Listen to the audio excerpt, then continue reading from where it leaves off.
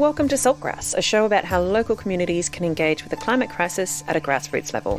My name is Ali Hanley. In this episode, I am detouring from our Mildura series. We'll return to that in the coming weeks. And we're detouring because yesterday morning, the day before this goes to air, I was editing the Mildura Eco-Village interviews as I was supposed to be on schedule and got sidetracked by an article I saw on social media that was released by the Melbourne branch of Friends of the Earth, or FO.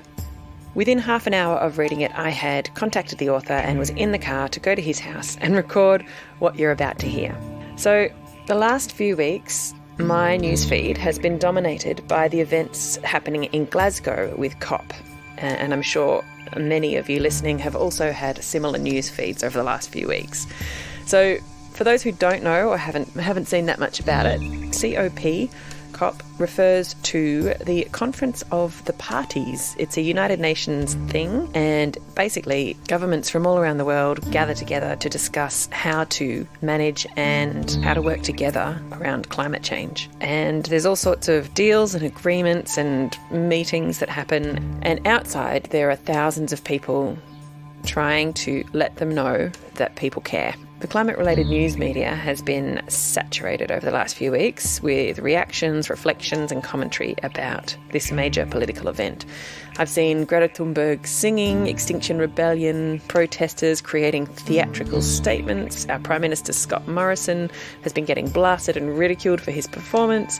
And locally, I've heard people saying kind of how depressing it all is and how angry some of it's making them, how watered down commitments as these countries negotiate with each other means that we're actually not going to collectively take the action we need to take to curb climate change. And a lot of people are starting to sound really resigned to the idea that climate change is going to be catastrophic. Personally, I've felt overwhelmed and unsure how to respond to all of this on this platform within this podcast, how to comment on a massive global political moment on my grassroots show. The world of climate change is ginormous and diverse, and if I covered every major climate-related event around the world, I would never actually get around to telling the local grassroots stories. So I do generally not focus on those sort of events.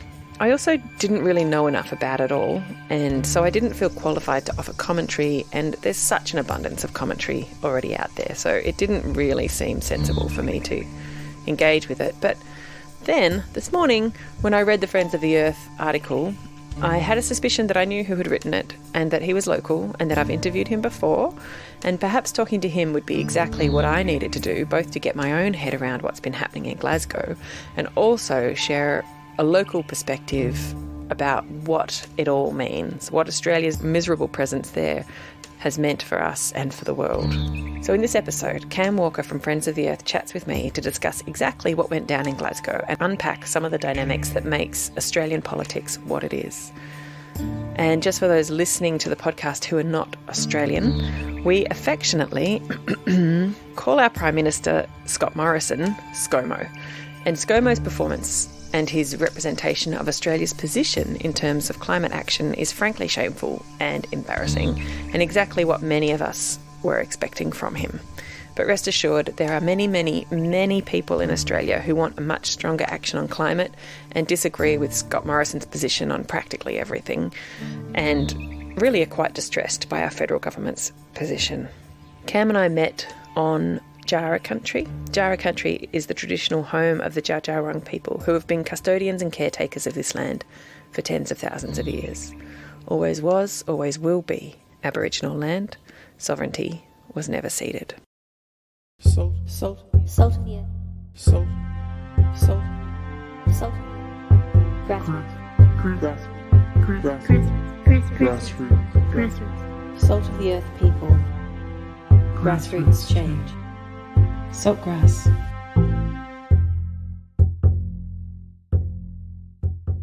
Listen to all episodes of Saltgrass on your podcast app or at saltgrasspodcast.com.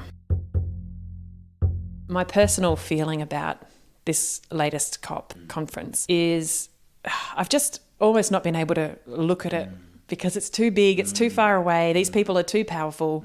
And the whole point of my show is me saying, okay, what can we do on the ground at local level? What can I feel like I have agency with? And that sort of political world they're mechanisms that's so much bigger than anything I can really influence. And you see people protesting and you see politicians ignoring and ignoring. So it can leave you feeling really defeated. And then you see ScoMo almost didn't go. It was public pressure that's made him go in a way. Yeah. And even when he did go, he was deflecting, minimising, making it as small as possible. So it's really depressing as an Australian to watch our elected leader act that way. And there's so much coverage of this conference and it seems to mean so much. And a lot of it is like almost panicky kind of vibe of like, it has to be now, we have to do stuff now. And I find myself really shutting down with that, which is, again, with this show, Saltgrass, what I'm really wanting to do is just have relaxed conversations that help people not shut down. Great. That's my whole purpose. I guess what I'd like to hear from you is your role at Friends of the Earth is like, it's your job to be across this stuff. And Friends of the Earth is an international organisation and it's involved over there and it's involved in multiple countries who are all being represented over there. What's it been like for you to watch this happen and see it all unfold? Climate change is a global problem. And it exists in a historical reality, and that is some nations have caused the problem and some nations are experiencing the pain. So the impact is disproportionate. So it's global, so therefore it requires a global response. And that is the dilemma, because we know once you lock 200 nations in a room and you operate effectively on consensus, it's going to be very hard to get meaningful agreement. So it is a paradox. You know, we need to collaborate globally, and yet collaborating globally is so hard. And those of us in the regions or in a city somewhere looking up at that, we know how hard it is to influence the state government, let alone the federal government, let alone an international conversation about the future of the planet. So I understand we feel conflicting emotions about it, but it is to a large degree, while the real work happens on the ground in real communities, it has to be guided by what happens globally. Yeah, absolutely. What did you see as the conference unfolded? What did you see happening that you either expected or didn't expect? So back in the year 2000, the conference talks were held in Bonn. And at that point, there was a sense of urgency about we need to act in this decade. So it was 21 years ago, and the goal was to act within the 20 zeros. Exactly, and we failed to do that. So each time, every 5 years, there's the next Conference of Parties, or COP. It gets, if you like, a little bit more hysterical because we've burnt another 5 years without taking action. So the build up to this one was quite intense. And of course, every year the climate science gets more exact. And what we're finding is the forecast, the predictions of 20 years ago are frighteningly correct, but often turn out to be quite conservative. So we've had a 21-year conversation of driving towards a brick wall and a 21-year conversation about should we slow down or change our direction, and we've decided not to. So the people that are paying attention, we are pretty traumatized because we can see what's coming. We also know that we're locked into climate change, and I really don't know any climate scientists that would truthfully say we can hold warming to 1.5. We've gone past that now. We've already experienced 1.1, but we've got locked into the system at least 1.5.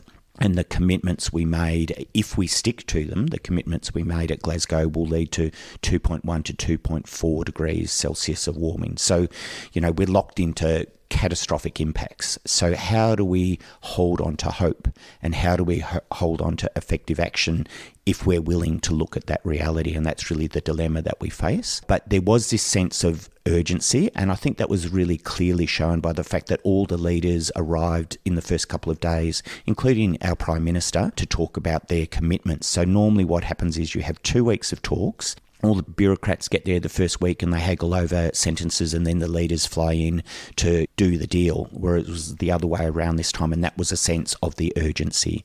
And people that I know that were there in civil society groups said, look, there was really deeper conversations, and there were so many delegations who were like, we fully understand what's going on. And many people say that is reflected in what was agreed to. But at the same time, there's always this kind of business as usual process that slows things down. And because the process wants to take the whole global community with it, it tends to go towards a low common denominator outcome. Yeah, and also quite influential and visible and wealthy countries like Australia are really, like you titled your piece that you wrote for Friends of the Earth, Rich Nations Have Kicked the Can Down the Road. And it really feels like that, because what I see online about what we call them the global south, don't we? There's no non-political way to say it. That basically countries that have historically been exploited by the global north, in inverted commas, for slavery, resources, deforestation, mining, all of those things. They've been gutted historically, are now the poorer nations of the world and disempowered and have a lot of problems in their societies due to colonisation and exploitation. And, you know, there's a raft of reasons why these countries are, I don't know, maybe you could explain all that better, but a lot of them have been saying, you know, we haven't caused this. We are not the ones who every household has 2 cars and we drive everywhere. We're not the ones who every person has a mobile phone and 3 in a box that we don't use anymore. We don't fly places for our holidays. So I guess that's just my ramble to say how countries like Australia showing up and then not committing to tougher targets and not committing to supporting poorer nations is fundamentally really, like, I feel deeply embarrassed and really depressed by Australia's position. So do you want to talk about Scott Morrison and what he's done there? So in terms of Australia's role, we have this kind of constructed amnesia about the historical reality of the fact that we have created per capita a huge amount of the climate change that is now impacting on countries of the south. And, you know, that's been constructed and been firmly in place at least since John Howard was Prime Minister back in the 1990s.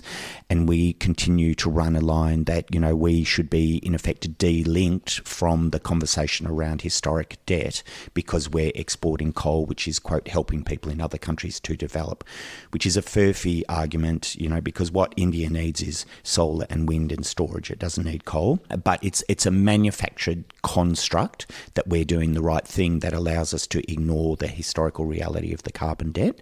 So Australia went there with a remarkably ideological pitch, which was, quote, can-do capitalism will solve the problems, that it will be the, quote, Australian way that will deliver outcomes for us. The Australian way was very poorly defined when the documents were finally released, which was the modelling upon which the Australian position was developed. You could drive a truck through it. It was so badly done.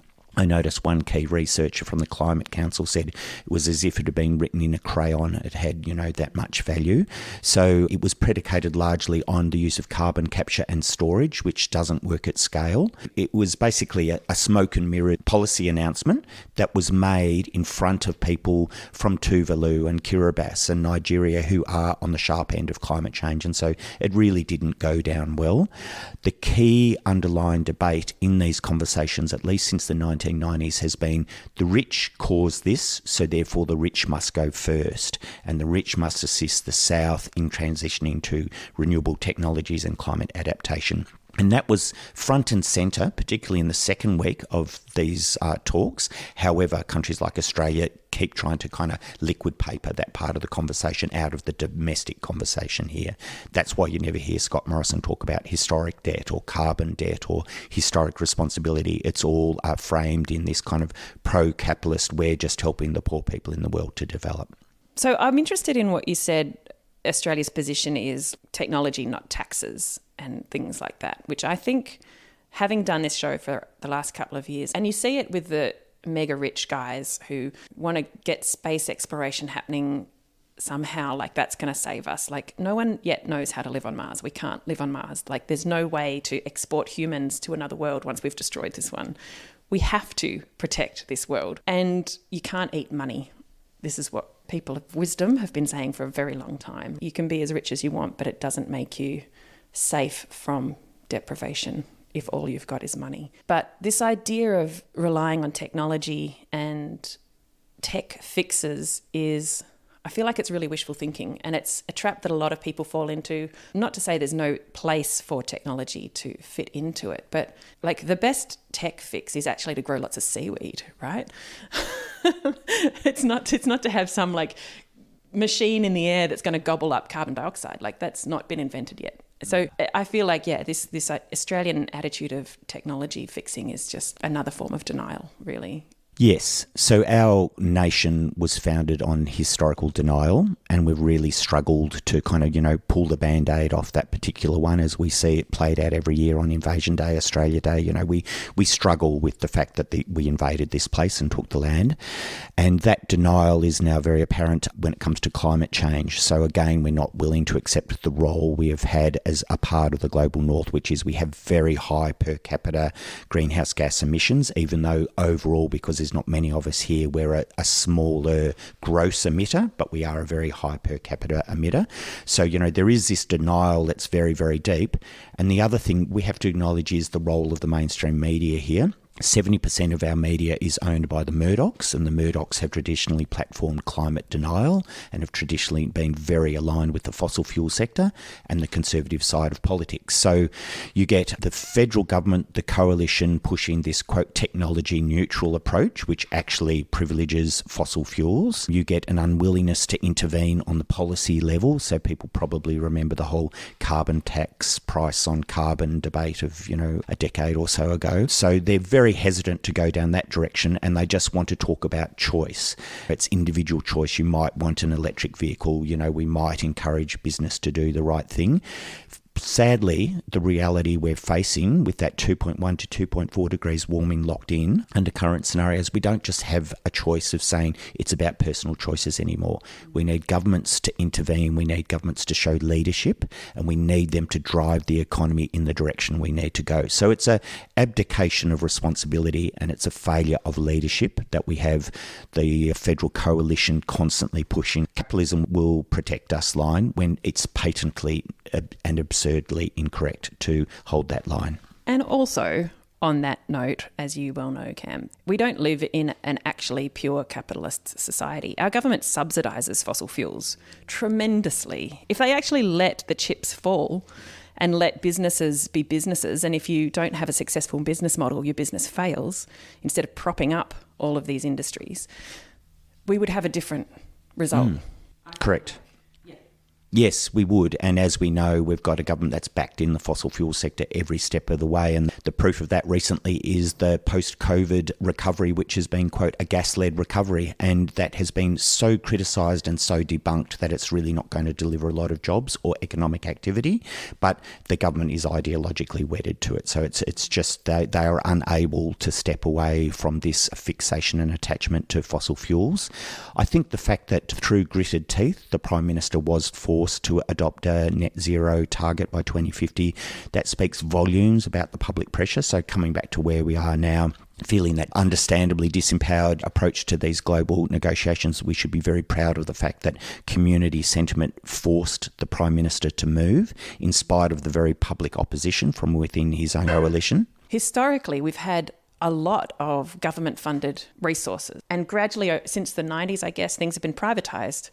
Resource after resource, like water, waste, power, all of those things have gradually been privatised, which used to be government funded and owned so that everyone had equal access and it wasn't commercialised and we weren't risk it gouging from corporations. That was the idealistic underpinning of that society. And we've gradually had that eroded to the point where almost everything's privatised, and yet the government is still arguing for fossil fuels as if they're providing the Australian public with a service in the old school way, but it doesn't actually exist anymore. Our power is privatised. We pay money to a corporation for power. It's not the government providing us with that, except through all these subsidies to fossil fuels. So it doesn't make sense. Indeed, yes. So the government has backed the wrong horse. They've backed in fossil fuels in spite of the evidence. And the evidence is, well, the cost of renewables and storage keeps going down. The cost of fossil fuels keeps going up. And business is shifting. The community is shifting. You just got to look at the number of solar panels on people's roofs and the huge number of local community energy projects and all the rest of it. People have moved on, and the polling consistently shows that. But the federal government is, unwilling to let go of its addiction to fossil fuels. There's a lot of speculation that there is levels of corruption involved in that. Are you able to comment on that? I really can't. It's tricky, but we do know that the fossil fuel sector gives a lot of money to both of the major parties. And if you look at where staffers move and the revolving door, there is a very clear revolving door that has been documented between, for instance, people in the Prime Minister's office and the Minerals Council of Australia. So you get a lot of very pro-mining, pro-fossil fuel people who are going on to work either as bureaucrats or as staffers and advisors in the offices of key ministers. Yeah, there's been a documentary made on that exact issue.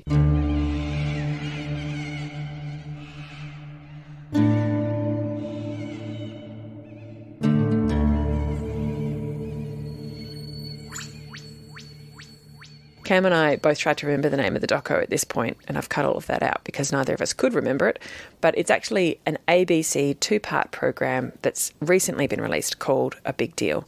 And it investigates all of the convoluted connections between people who work in our federal government and the fossil fuels industries and how they've often held positions in both. So I've got a link to that in the episode description on the podcast app and also at saltgrasspodcast.com if you're interested in watching that. Next up, I asked Cam about some of the less than honourable awards that Australia has won this year at COP26. These are clearly not official awards and are actually created by a global organisation called Climate Activist Network, CAN. Australia took out the top, in inverted commas, award and were named a colossal fossil. So during the talks, there were a number of assessments done. So the civil society groups do a Fossil of the Day award, and Australia won it 3 times during the 2 weeks of the conference, more than any other nation for very poor policy. But there were also a number of assessments done across the board and across different sectors, so stationary energy, electricity, agriculture, that sort of thing. And in one of the key assessments, we came in absolutely at the bottom of the table because our economy is so hot, wet and heavy. It produces a lot of greenhouse gases per unit of gross domestic product. It uses a lot of water and it uses a lot of electricity. And so we haven't as yet transitioned in the way, for instance, some of the emerging economies like Japan and South Korea have done in Southeast Asia, or the European nations have done. So we're very much stuck in a kind of an old style of industrialisation, even as we lose our manufacturing sector. And that's why we polled so badly in some of those reports that came out in the last 2 weeks. Yeah, it's interesting to me that Australia, or our current Prime Minister and his party, feel so immune to that international sentiment about what, they feel sort of invulnerable, I think. There's sort of a cocky arrogance. And even just doing it the Australian way, it's not being a team player that's saying, I'm going to do it my way and middle finger up at you. Well, the Prime Minister even went further and he basically said multilateralism is over. When he was in Glasgow, he said that basically we're sick of people telling us what to do, and that's a form of dog whistling to one world government conspiracy theories. The UN is trying to tell us that you need to drive an electric vehicle. He is playing to his base, and his base, as he sees it, is very conservative, climate denying, kind of middle of the road people.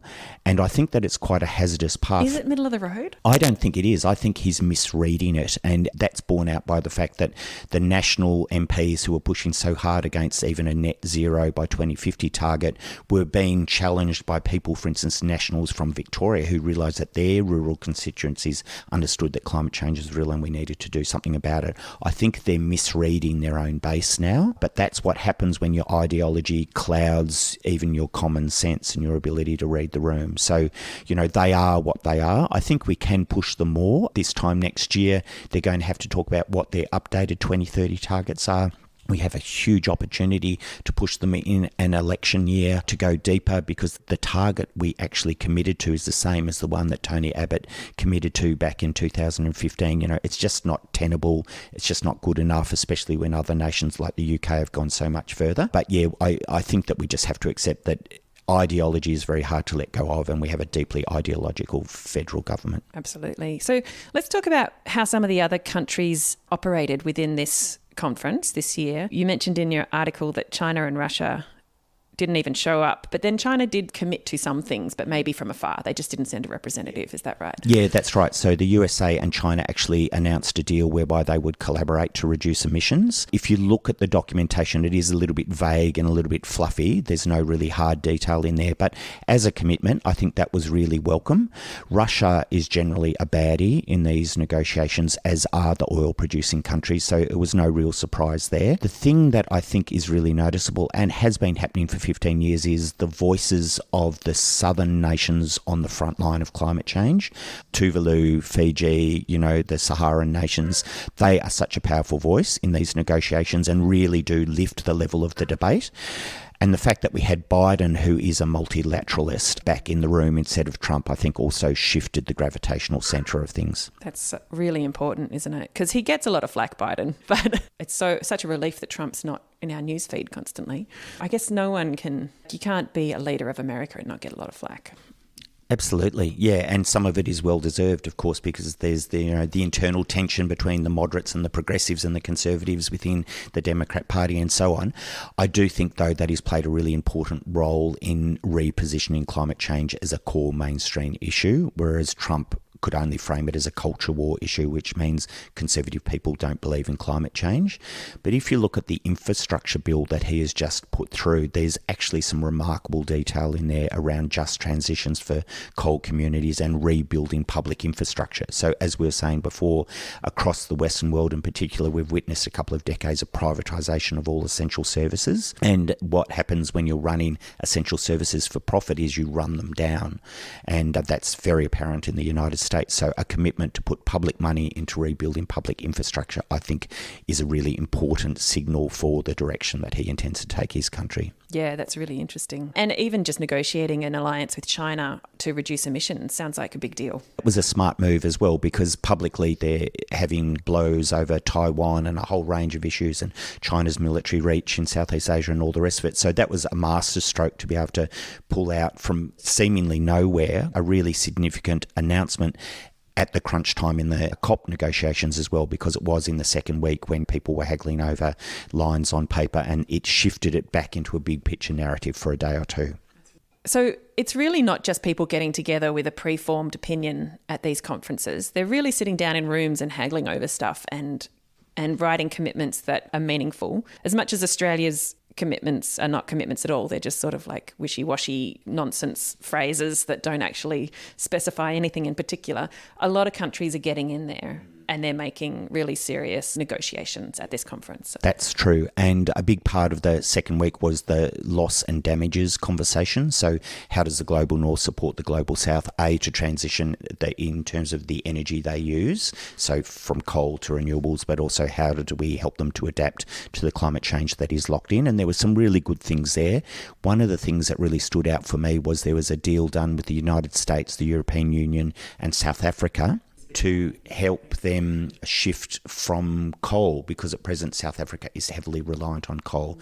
So traditionally what happens is the rich countries commit to giving a lot of money in the COPs and then actually don't do it. So of course, the proof will be in the pudding. Do we deliver on the current set of promises? But there was some very good aspects of that conversation at this COP. And I mean, with the Pacific Island nations, it seems like the only promise we can really make is either to act really swiftly to stop climate change, or we take a bunch of people as refugees. That's how dire it is for them. Like, there's not we just need to transition to different types of electricity. Like that, it's a fundamentally different equation for those people, isn't it? It is. And there's even a conversation now, both with Tuvalu and Kiribati. What happens when we have to leave our nation and we go somewhere else? How do we retain our sovereignty? We're at that point. This is a conversation humanity has never had before. We are going to start to lose individual nations. The Maldives will be another obvious one. The atoll nations could be lost in our lifetimes. And that raises some profound issues in terms of where do those people go and who looks after them. And how do they have rights and powers Exactly. and cultural Exactly. lineage? Yeah. It's really interesting, isn't it? Because I think there is an historical example of us choosing a group of people and plonking them down somewhere. And that's obviously Israel.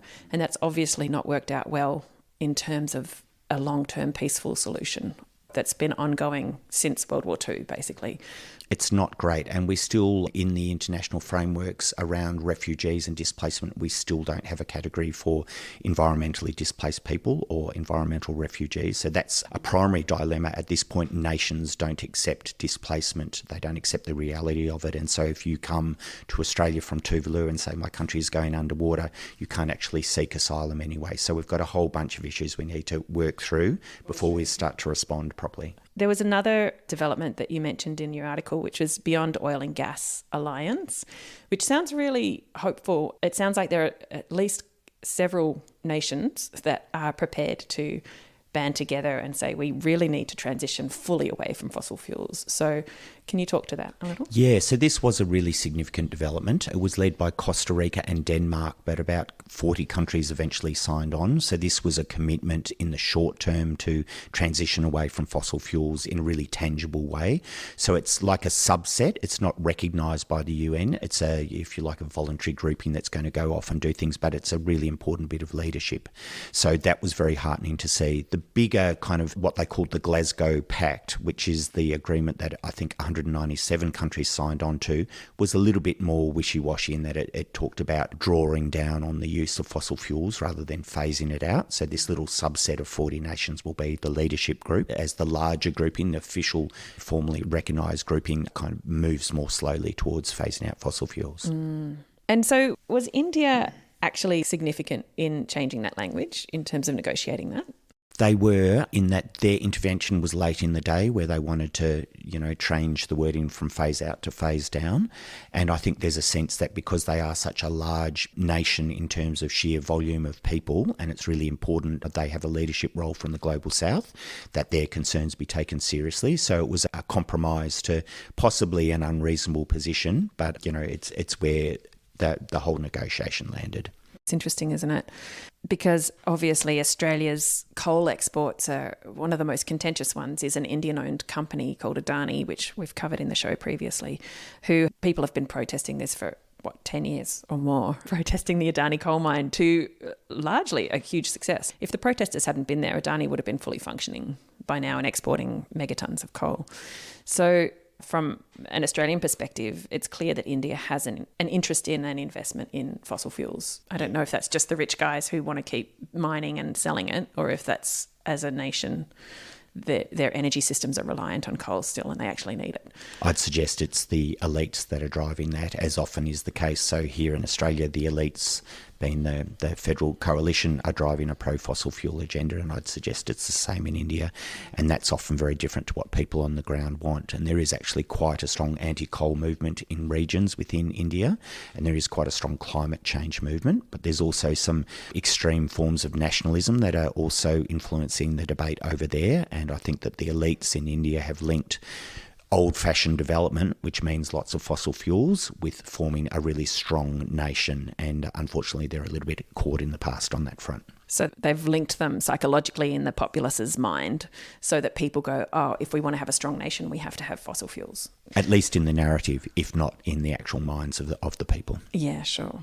Yeah, it's really interesting. So where does that leave us? I feel like this conference has had perhaps particular potency because we just had a new IPCC report released just a couple months beforehand, which was really quite dire and very sobering for anyone who's read it. But these conferences, they happen, when's the next one going to happen? So they're normally every 5 years, and this one was delayed a year because of COVID. However, by next year, countries need to commit to an updated 2030 target. So what's happening is we're ratcheting down the time between the meetings because the sense of urgency is so great. So we actually have a really great opportunity to influence what Australia does with its 2030 target. The Prime Minister is saying, no, that's what it is because that's what we told the Australian people would be. But, they used to oppose a net 2050 zero target as well. So they've just signed on to one. So, exactly. Yeah. They're eminently shiftable on this, certainly in an election year. Very interesting. So we've got this 1 year to show our politicians how important it is to the public. So I guess that's where organisations like Friends of the Earth become really important, because you've got this capacity to mobilise, activate, have campaigns that raise awareness and get people engaged. What sort of things will Friends of the Earth be trying to do in the next year? We'll have a strong focus on lifting the 2030 commitments, so that'll be a big chunk of our work. So at present it's 26 to 28% reduction, and that's just not good enough, so we need to shift it closer to 45 or 50 as a commitment federally. So all the commitments are benchmarked. Some are benchmarked against the year 2005, and some of the older ones are benchmarked against the year 1990.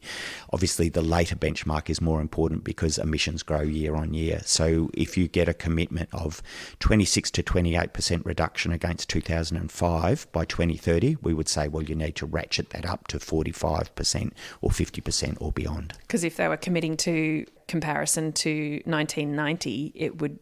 The emissions back then were so much lower. Exactly. Yep. So pushing for that federal action, certainly in an election context, but then you've got the day-to-day issues. So in Queensland, there's an example. For instance, Clive Palmer has just quietly announced that he wants to build and open a new coal-fired power station in the kind of central Queensland basin. We've got gas drilling in the Beetaloo Basin in the Northern Territory. We've got massive gas projects proposed offshore in northwest WA. We've got gas drilling underway in terms of approvals in Bass Strait. So we've got lots of the what we call site-resistant campaigning that will need a lot of our attention in the next year. Yeah, so on the ground at a specific site, yes, about a specific issue rather than this broader political kind of talk. I wonder if you would describe Clive Palmer for an international audience who may not know who he is or what his history is as an influence in Australia. Clive Palmer is a very wealthy and very influential man who also dabbles in politics and has thrown a lot of money into politics to basically influence the debate, and what that has done is shift votes which have then benefited the coalition. So he's intervened very strongly in the election process in Australia in a way that we would say has been very destructive in terms of climate policy. And now he wants to actually invest in coal. It seems so extraordinary. I really don't understand these people who want to keep investing in fossil fuels. I really seriously don't get it. I don't get it as a business case. I don't get it as a person in the world who wants to live into your old age. I don't get any of it. Yeah, it's profound cognitive dissonance, really, isn't it? Yes. And I guess a lot of them believe their own rhetoric and legitimately see people who advocate for climate justice and climate change action as the ratbags that they describe us as. They literally see as insane radicals. But the world has shifted, of course. You've just got to look at Business Council Australia and all the fossil fuel companies that are transitioning to renewables and the scale of investment in renewables. The world has changed, but the old cultural warriors can't let go of that. They can only look backwards. They can't actually look forwards. And I'm also really interested in people like Clive Palmer and Gina Rinehart, who are some of the richest people in Australia, potentially don't have people around them telling them the truth. They're able to be so insulated because they've got such insane wealth that they don't actually have to listen to anyone. True. Yep, you can do what you want. Yeah, really interesting. Did you know people on the ground at COP? And what was your sense of what the experience was for people protesting outside or trying to be visible outside to show the politicians and the movers and shakers inside that people cared? Yeah, so if you put all the people together, it's something like 35 to 40,000 people are involved in the COP in one shape or form as a member of a delegation or a civil society group. And that's, Indigenous groups, farming groups, fossil fuel lobbyists, environmentalists, close to 40,000 people. So it is enormous. One of my friends who used to work with Friends of the Earth, who was on the inside as part of a negotiating team, said he had no doubt that the presence of people out on the streets, for instance, more than 100,000 people marching on the streets of Glasgow, had a huge influence on the negotiations inside. It really focused the attention of the delegations. And I felt that many of the people who were inside felt that they were having impact. But in the final moments of the negotiations, most of the civil society reps actually walked out and joined the protests outside because they'd basically given up on the process. So, it was a lot of hard work, and there's a lot of inside-outside work. So there are people working the lobbies and working the delegations and feeding information in and then talking to the people that are outside in the streets. And the idea is that if we work strategically and share intelligence, then that allows really good outcomes and really appropriate application of pressure to individual delegations. And I'm seeing a lot of post-event rhetoric on social media and stuff about how it was a total failure and nothing was good enough, which I can completely understand people feeling that way because a lot of it was really watered down and it's certainly not as strong a response as we wanted from our global leaders. But what's your sense of the success of the event?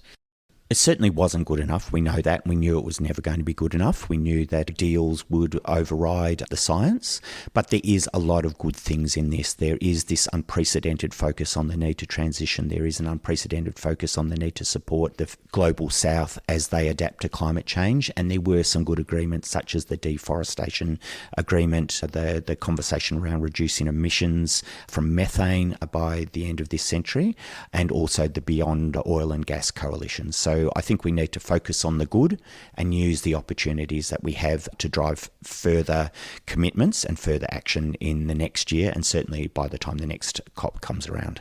Yeah, great. Just on that, one of Australia's commitments was stopping deforestation, but it didn't include native forests. That doesn't make sense. Deforestation is cutting down native forests. Well, they would argue that the UN definition doesn't include native forest logging, so it only includes where you have a primary forest that then might be cut down and turned into palm oil plantations or agriculture. So if you're revegetating the forest, then it's not covered. So it was a little bit of sleight of hand that Australia employed there. We are hoping that it will have some impact on land clearing in places like New South Wales, Queensland and the Northern Territory. So they can't just wholesale clear massive tracts of forest to make way for cows. Exactly, yes. And that, of course, is a huge issue in places like the Amazon in Brazil and even in the north in places like Siberia and Canada. So it's good on the global scale that this deforestation agreement was made. It was good that Australia was there. It was one of the few places where we were in the right place at the right time, and hopefully it will have some impact on land clearing here in the north of Australia.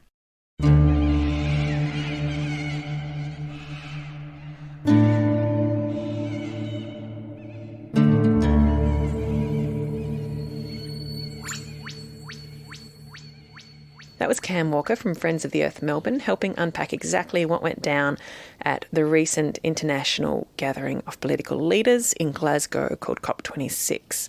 So there are links of many of the things we've discussed here in the episode description at the podcast and also at saltgrasspodcast.com. For those of you listening on Main FM or 3MDR, please note that you can listen to all episodes of Saltgrass on your preferred podcasting app.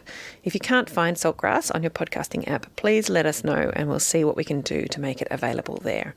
You can follow us on Facebook and Instagram, and please subscribe to our email list to get reminders and updates about the show. Again, you can do that by going to saltgrasspodcast.com. This program was made possible with support from Main FM and the Community Broadcasting Foundation. Find out more at cbf.org.au. My name is Alison Hanley. Thanks for listening. Salt. Salt of the earth. Salt. Salt. Salt. Grassroots. Grassroots. Salt of the earth people. Grassroots change. Saltgrass.